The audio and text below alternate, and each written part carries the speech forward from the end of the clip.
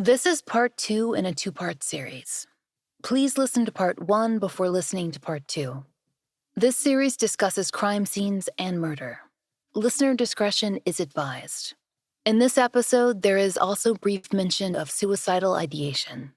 If you or someone you love is struggling, you can get help by calling 1-800-273-8255.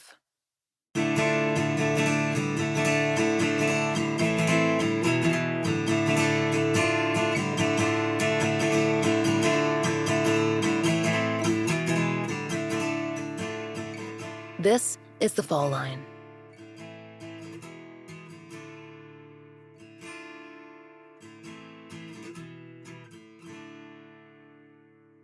Last time on The Fall Line, we began in Aiken, South Carolina. It's a town in the western portion of the state, where our friend Renetta DeBose of WJBF News had highlighted an unsolved homicide through her ongoing series, Cold Case Project. The murder was the death of a recent high school graduate from a very large and well-known family in the area.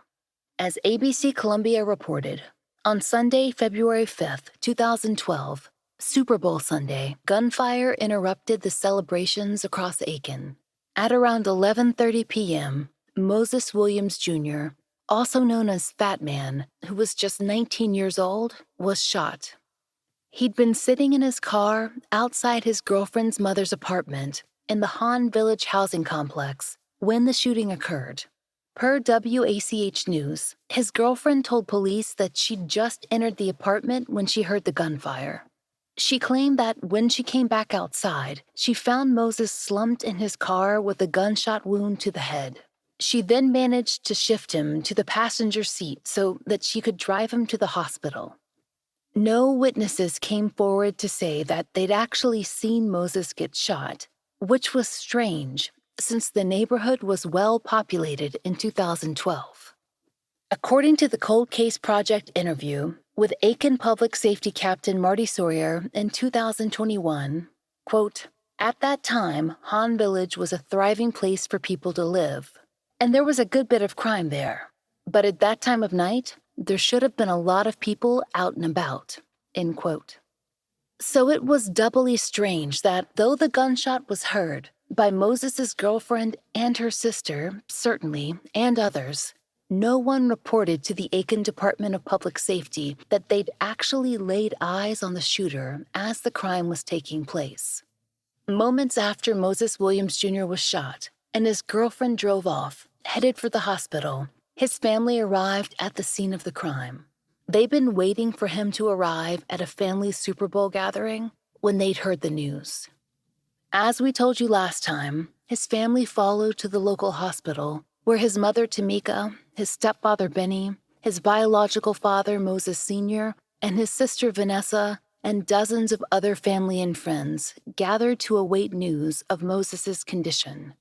Things at the hospital were tense, and an altercation occurred between Timica, who wanted answers, and Moses's girlfriend and her sister. Aiken's Department of Public Safety officers were on scene, and they separated the grieving women. When we spoke to Captain Marty Sawyer of the department, we asked him about that night. Though he wasn't assigned to Moses's case at that point, he was with the department at the time. The family described really high emotionality at the hospital where Moses was taken. Can you recall what that was like for your officers? Well, I wasn't there. I wasn't the investigator on call that night, and I wasn't the original investigator investigating this case. He's retired since this homicide happened. But, you know, when any family gets a call that a loved one's been shot and killed, stabbed and killed in a wreck, obviously the emotions are high when they get to the hospital. And the officers, they, especially when a young man or a young child is killed, especially in shooting or something violent like this, it affects the officers because it makes them think of their families, make them think of their children or their brothers and sisters. So when they respond to the hospital or anywhere where somebody's died of violence and the family's emotional, everybody around their emotions are running high, they're very lenient to let the family grieve. And as you know, people grieve differently. Some people, just want to cry. Some people want to sit by themselves. Some people want to holler and scream. So the officer very lenient with the families at that time. But, we also have to take into consideration the safety of the hospital, the safety of people at the hospital being treated, and the safety of the family. We normally call extra people in or send extra people down there because we don't know the entire situation. Is there going to be retaliation at the hospital? Whoever done the homicide, are they coming down there to cause more trouble with the family? We just don't know. For Timica's family, the unrest at the hospital was only the beginning of a long and tragic night. Timica would be faced with the decision to take Moses off life support and to watch her eldest child slip away, dead from gun violence at only 19 years old. Fat Man, who worked 7 days a week to support himself, his girlfriend, and his 1-year-old son from a previous relationship. In fact, Timica had to convince him to take the evening off work just to celebrate the Super Bowl with family. She'd spoken to him on the phone only minutes before he was shot. It was all difficult for her to process. She told us that she left the room and headed into the area of the hospital that had been reserved for her family, though there were so many people there that still others waited outside, and told them the news. Moses Williams Jr., Fat Man, had died. After she left the hospital, Timica tells us she went straight to Moses's girlfriend's mother's house, where there was a heated confrontation. Both Moses's girlfriend and her sister insisted they knew nothing of the murder, why Moses was shot, or who had done it. His girlfriend's mother called 911, and the Aiken Department of Public Safety arrived at the complex for a second time that night to escort Timica off the property. She was not arrested.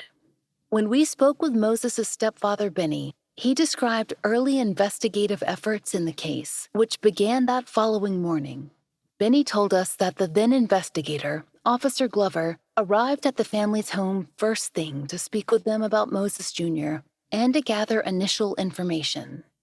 Benny described the now-retired Officer Glover as really on top of it and praised his early investigative efforts. In fact, he told us that the family still sees Mr. Glover, now a security guard in town, and that he still asks about Moses's case. In those early days, it seemed like there might be a quick resolution. According to the Augusta Chronicle, the Aiken Department of Public Safety made several early arrests while pursuing Moses's case, but those arrested were not directly charged with his murder. Instead, while officers pursued tips and leads just days after Moses's death, the Chronicle reported that they arrived at a home in Aiken seeking to interview an individual, and, quote, when they arrived, several people ran from the house, one with a handgun. In total, Aiken DPS arrested 3 men on various charges of failure to comply with lawful order, drug charges, possession with intent to distribute crack cocaine, possession of a weapon by a convicted felon, and unlawful carrying of a weapon. But no charges came relating to Moses. In the week following the murder of Fat Man, Timica told us that her family pursued their own investigation, directly interviewing anyone they felt might have knowledge, at least until law enforcement told them that it could affect the case, and asked Timica to have everyone step back. So I'm going to tell you what I told the police. I told them, I said, I tell you what, I will back my family down, but I'm only giving y'all 10 years to solve this case. And you know what? February of this year made 10 years. And do you know, just about every month, my family calling me to give us the green light. It's time to turn up. And I'm trying not to do that. But these cops is not on their job. And I'm getting fed up. Because like I told them, my mom's case was never solved. And I will not sit back and let my son murder not get solved. Those early arrests had seemed like a hopeful sign. But weeks stretched into months and then years. And the family hasn't seen anyone charged with the murder of Moses Williams Jr. Timica tells us that tips have come in directly to the family through the years. They've heard from people in town, ones both known to them and previously unknown, in person and on social media.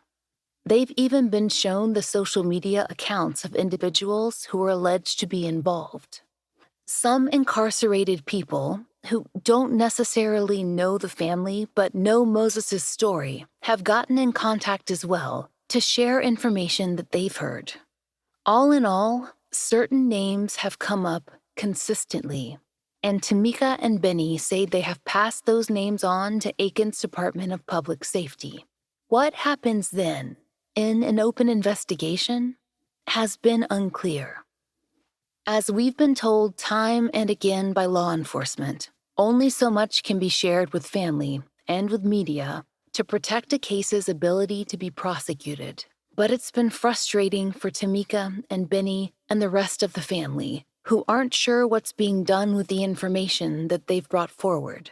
Benny talked to us about what he most fears for Moses' case. That they're going to let the case slip away. And, you know, the only information that he gets is the information that we get, and we give it to him, and it's like there's nothing being done about it, you know. We got the information, and we gave it to him that the guy that did it, you know, was already incarcerated for something else. It's troubling, you know what I'm saying? Sometimes it makes you want to go out and do something, you know what I'm saying? Your wife was saying it's sometimes hard to hold people back from doing something themselves. It is. But we do our best because we want the law to take care of it, you know what I'm saying? So we can really find out what really went on, you know? It's been almost 10 years. And especially recently, it sounds like the information they got is very clear. Yes, very. Inmates that's locked up with the guy that they say did it, and they say he tell them about it. And you know the thing that troubles me about that is that young black man and a young white man got killed right across across the parking lot, right where he got killed at. The next week they had a reward up for the person who did it. You know what I'm saying? So, and not being racial or nothing, but I feel like that had a lot to do with it. You know what I'm saying? Because a white guy was involved in it, and I never seen you, but I just feel that way. And they saying that who they say did it, the GBI or something. They saying the federal feds or somebody like that did it because of the nature of it. But they got shot they got shot in the back of the head. But my son got shot in the head too. So I feel like they had a big board up about it and everything. He didn't get none of that, and still haven't got any of that. Timica also feels that a reward could be helpful in Moses' case. That 10-year mark she laid out will pass on February 5th, 2022. And so far, the only reward money available has been the $1,000 offered by Crime Stoppers. My son was not about trouble. Like they told the police told on the news, they talked to over almost 300 people, and not one person had anything bad to say about my son. But like I told him, I'm not going nowhere. As long as I got breath in my body, and as long as his son, he asked me, Nana, when they gonna get them from killing my daddy? Oh, I'm pushing it to every extent I have to. There was only a $1,000 reward offer in his case. And like I've been talking with some task force that they have, that they put up billboards and they raise money for awards, you know, for information, just like the white guy and the black guy that was sitting in the car got killed in Huntsville, right out there, the same spot my son got killed. They actually put that billboard up. The task force raised that money and had a $10,000 reward. And do you know they had that case solved within 4 months? People were calling in. People gave up information. Have they told you, is there anything you can do to get a higher reward? Yeah, they told me to stay in touch with the task force and see if they can put him. They have a list or something where they'll do the billboard and all that stuff. But they gave me the information to call. It's probably about 6 months ago, and we've been calling ever since. But sometimes it just get overwhelming. I get frustrated very quickly, and now my memory, ever since my son passed, my memory and stuff, I do stuff and can't remember for next week what I did because my mind is just goes and wonders, you know, and I can't focus like I used to, you know. And I'm so angry and bitter, you know, inside that I just try to go to work and come home. And when I get home, my husband tell you, I just come in, I cook dinner, and I go to bed. You know, I work at a store up here, and the only store in Sally, and sometimes I be at work and I just cry, you know. But I try not to put too much focus into it. My mother-in-law, she talks to me and stuff, and she tells me, like, every year I used to celebrate his birthday. I have a big party for his birthday, and like the day he died, we have a big party. But my mother-in-law, she was like, you know, it's time to let, you know, kind of let that go, you know, so you can try to heal and get past this. So this year I didn't do anything, you know. We just came home and, you know, made some drinks and just me and the kids and the grands and my husband, you know, did something privately at home. We didn't do anything.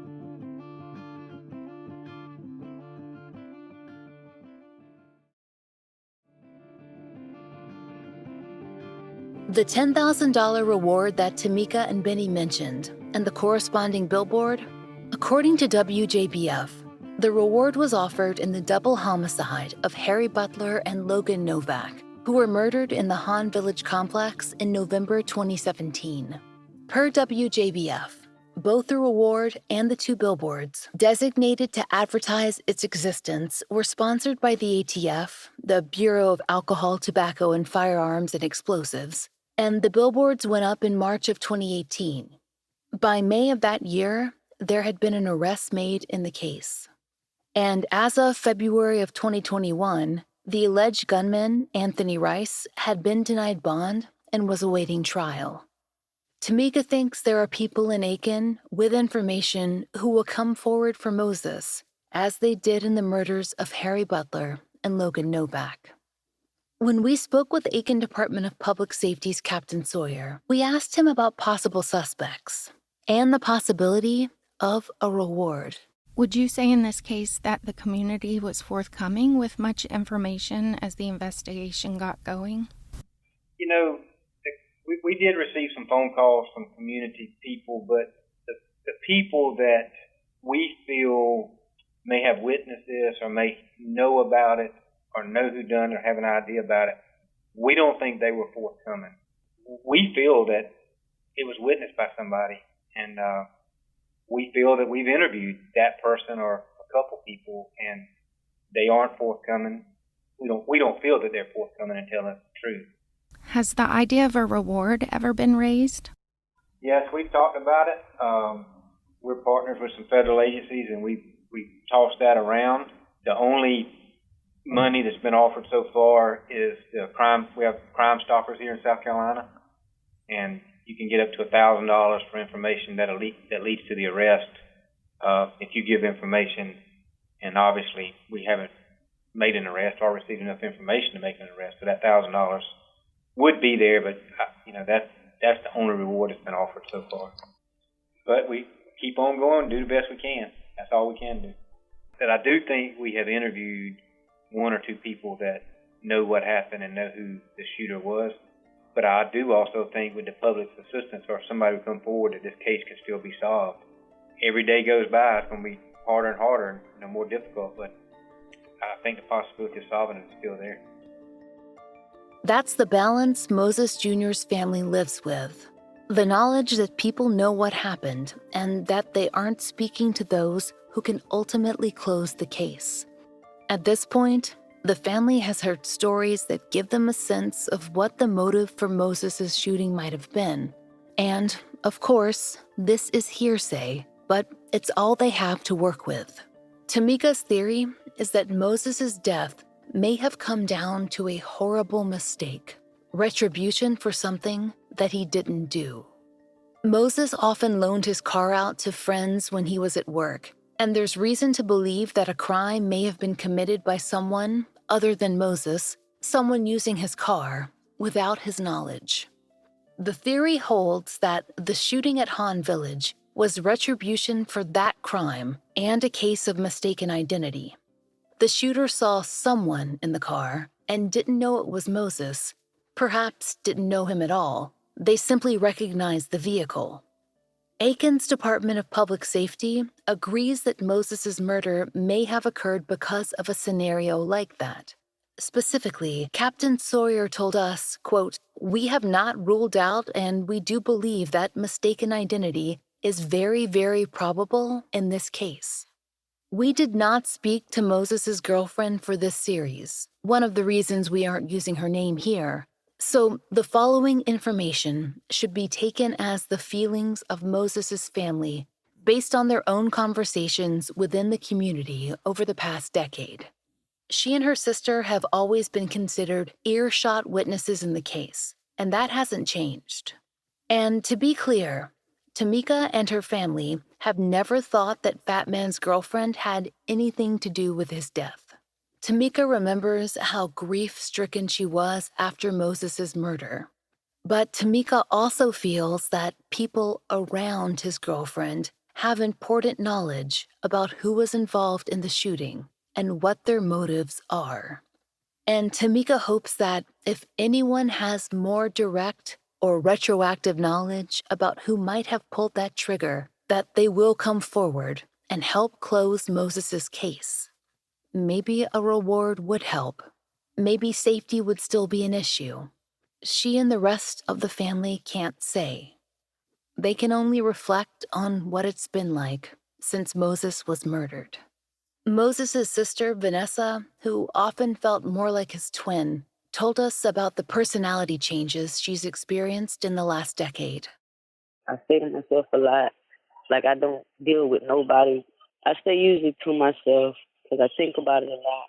Think about it like every day, all the time. So, and it get harder every day seeing these same people, and it's like nothing being done about it. And that also changes you as a person because it's like if the law can't handle what happened or what, who can? Would you say that it's harder to trust people? Very hard. It's very hard. Timica told us that some of the people who've been accused of involvement in Moses's death have been around Vanessa and her other children in public, and that it's been frightening. Without any charges or finality, there are only rumors. And there's no protection for Vanessa or the others. Timica and Benny warn them to be careful, but they already are. And as for the next generation, Timica has a close relationship with Moses's son and with his son's mother. Her grandson stays with her often and calls and visits every holiday. But with that close relationship comes many hard conversations about Moses Jr.'s death and what it means for his son, only a year old when his father died. Everything is about his dad. Even though I don't see how he can really remember him, but he would always say, "Now, you remember my daddy used to call me Daddy Man?" Yeah, so that's all he called him. And sometimes, and if he get upset, he'll go to cry. "I just want my daddy. I just want my daddy. Why they kill my daddy?" And the most hateful thing is that he always asks me, "Now, when I get big enough, I'm going to find who killed my daddy and I'm going to kill them." And I tell him, "No, I don't want you to grow up with hatred in your heart." But I used to just love seeing him with his son, because he was a great father. And he loved that boy. And I always told him, I said, "You know what? Your daddy's not here, but he left you something to make sure that you're going to be okay when you get older." Because he left all his insurance money to his son.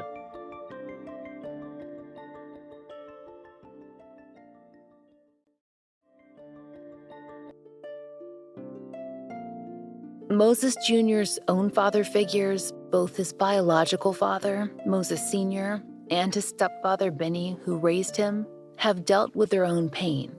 For Moses Sr., it had to do with where he and Moses Jr. stood just before the murder. They had just had a big argument like a week or two before.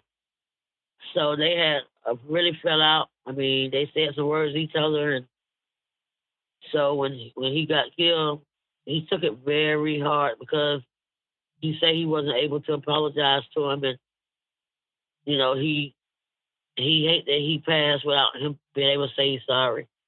But I had him to go. I used to go sit with him every day at the funeral home, sun up to sundown until the funeral. So I had him go sit and talk with him and apologize. And he said he felt a lot better afterwards. For Benny, it was a complex grief, losing his son, but also nearly losing his wife.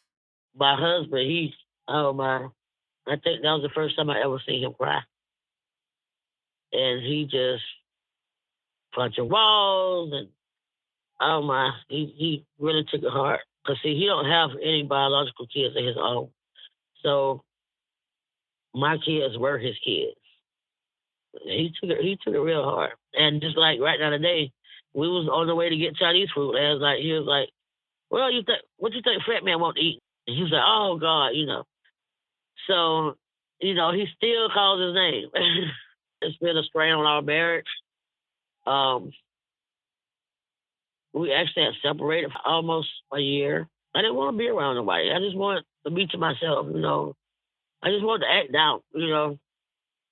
And my husband will never give up, you know. So he was like, look, he's gone. We can't bring him back. You know he would want us to be together. We just got to fight together. So that's one reason why I got a job. Because I was always a housewife. I never worked. I hadn't worked in over 22 years. And my husband was like, maybe you need to find a little job or something, take your mind off things. So my girlfriend worked up at the store paying salary. And she was like, you want to work? Come to work. So I've been working there now 2 years, and it does ease my mind and help me from thinking a lot. Keeps you busy. Yes. These grandkids keep me busy. I feel like I've come a long way, but I still have my moments, you know.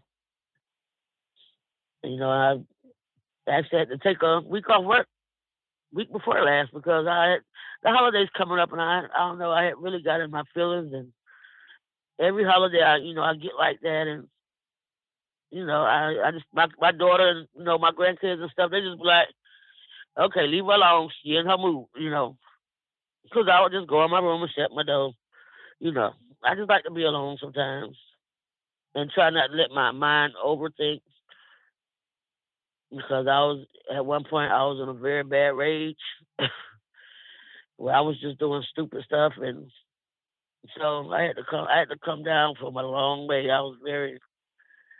That took for a loop when he got killed. It's like I lost a part of me, you know. I mean, I told my daughter, I even tried to commit suicide.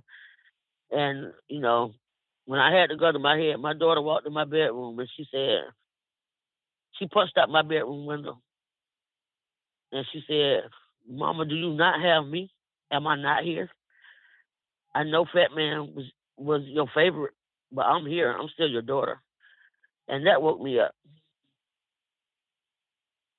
Because I felt, you know, this is wrong. You know, he's gone, but yes, I still have her. And she reminds me of him. She's totally the opposite of him, but she does a lot to remind me of him. And she misses him so much. I'm telling you, she lays in bed and cries sometime at night. I can hear her crying. Or she in the shower and she's crying. I mean, she really gets in her mood. And I think that's the most hurtful part because there's nothing I can do. She gets so upset and be so, just want to retaliate, you know, and I have to talk her down and, you know, and tell her nothing. He's still here, you know, he loves you. And so that's why, like, you know, he loved Myrtle Beach. So every Christmas we spend Myrtle Beach, the Christmas in Myrtle Beach. Matter of fact, I just booked our condo last night.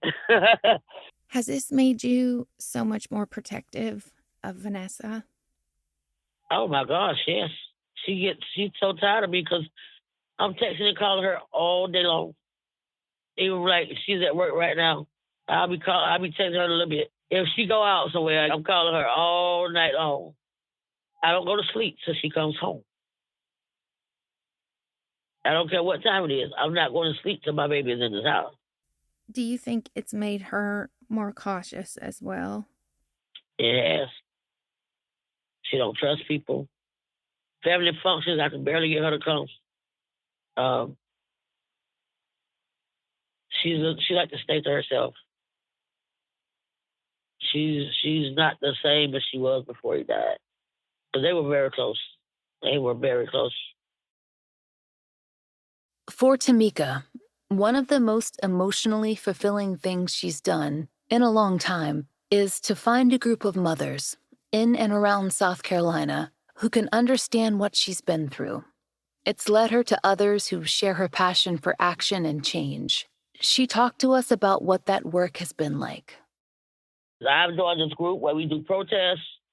We just did a protest at the courthouse a few months ago. Stop the Violence March. After my son first got killed, I was with a group of women from Augusta, Edgefield. It was older women where their kids, kids got killed in gun violence and stuff. We were going to different places, speaking to the young people and stuff about the violence.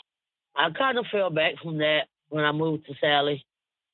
And so after I moved down here last year, young lady that I went to school with, her son was killed by some of his friends, so-called friends, and they threw him on the back of the truck and left him on the back road. Her sister organized a group, Stop the Violence group for that. So she was trying to involve as many parents and stuff as possible that has lost kids to violence. So I joined that group. It's nice, they go around, they speak, do marches. Still, it's been 10 years, but every time we have something like that, I don't be able to talk.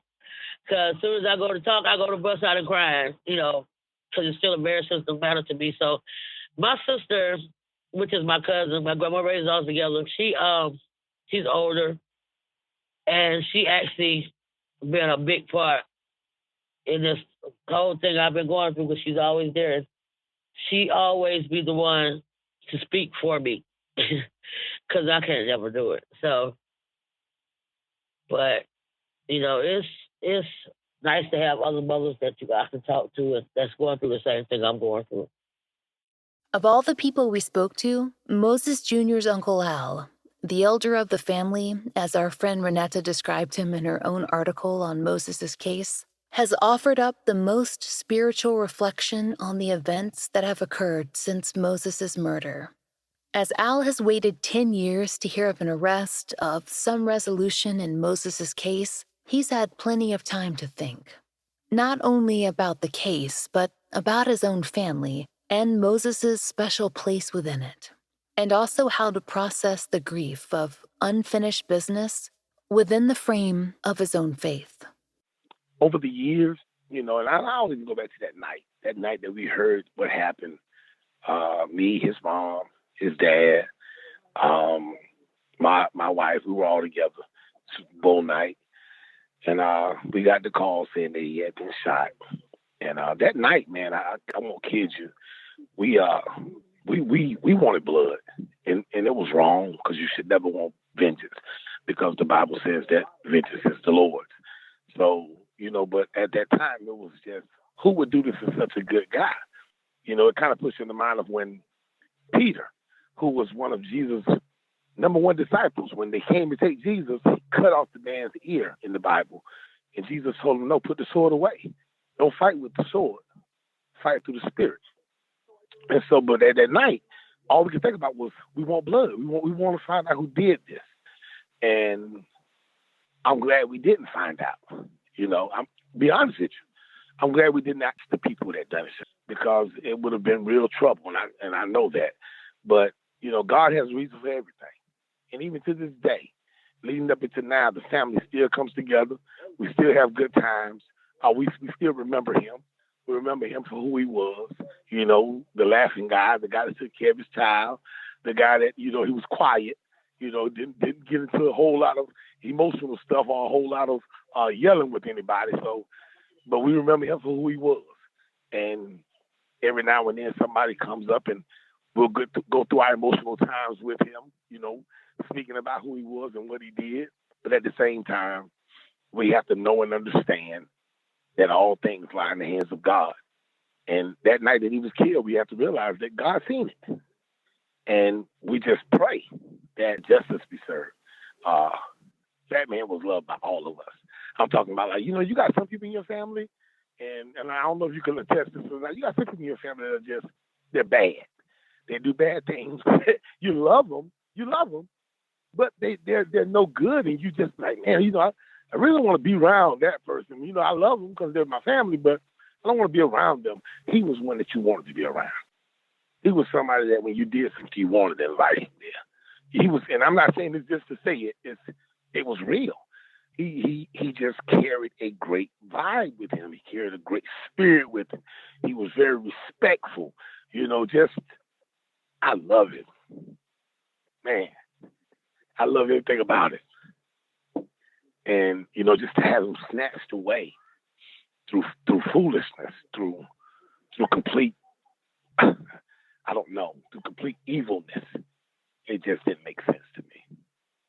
But as I said, even today, my family has come together. We're together today, and we're enjoying each other. We're enjoying life. We're enjoying love. We're enjoying that the sun rose and we were on this side of the dirt this morning. You know what I'm saying? So we're enjoying that right now. And even with him not here and many others that have passed on, we have to stand because we realize that life don't stop. Even when somebody else's life stops, our lives can't stop. We have to continue to walk on. We have to continue to hold faith, and we have to continue to pray and know that God is the orchestrator. He's the one that's in control. Just trust him, and he'll make everything all right in the end. That's what I believe. Can you think of anything that you would want his son to know about Moses? You had a great dad. You had a dad that loved you more than you would ever know. You had a dad that I believe loved him more than the air that we breathe. I do believe that with the time that I seen him spend with him, with the time I seen him carry him, with the time I seen just how he looked at him, you could tell he loved his son more than life itself. I believe Fat Man loved his son enough that he would have laid down his life for him. I believe that. His son knows it. I promise you, his son knows it. He knows dad loved him. That feeling just doesn't leave you. When you're loved like that, it doesn't leave you, no matter who you are. In February of 2022, it will be 10 years since Moses Williams Jr. was fatally shot outside an apartment in the Han Village complex in Aiken, South Carolina. His case is very solvable, and his family has waited a decade. Please, if you have any information regarding the murder of Moses Williams Jr., call the Aiken Department of Public Safety at 803-642-7620. Crime Stoppers of the Midlands offers rewards of up to $1,000 for tips. Call 888-CRIME South Carolina or 888-274-6372. And if you have the ability to assist in offering a reward in Moses' case, please contact the Aiken Department of Public Safety. If you know of a case that should be covered on the Fall Line, there's a link to our case submission form in the show notes. Thank you for listening. The Fall Line is a fully independent show, and we appreciate listener support. It allows us to do research, obtain FOIAs, pay our content advisors, and support and donate to the causes we care about. If you try out the products we advertise, please use our sponsor codes. It really helps. And if you'd like to support the show and the stories we cover, join us on Patreon. We're raising Patreon funds to continue to fund the Millbrook Twins billboard and to build a therapy fund for families who've been on the show. Each and every one of our patrons helps us continue this work, and we're so grateful. On Patreon, you can get early release ad-free versions of our regular episodes, plus blogs and videos for only $5 a month. We've also added video live streams, which all patrons can enjoy, starting at just $1. The Fall Line is written, hosted, and researched by Laura Norton, with additional research by Brian Waters, Kim Fritz, and Kiana Burgess. Interviews by Brooke Hargrove. Produced, engineered, and scored by Maura Curry. Content advisement by Brandy C. Williams, Liv Fallon, and Vic Kennedy. And, as always, our most special thanks to Angie Dodd. Currently, our monthly donation is going to private investigations for the missing. Please join us in supporting this nonprofit. They need funds to help families access the services of PIs.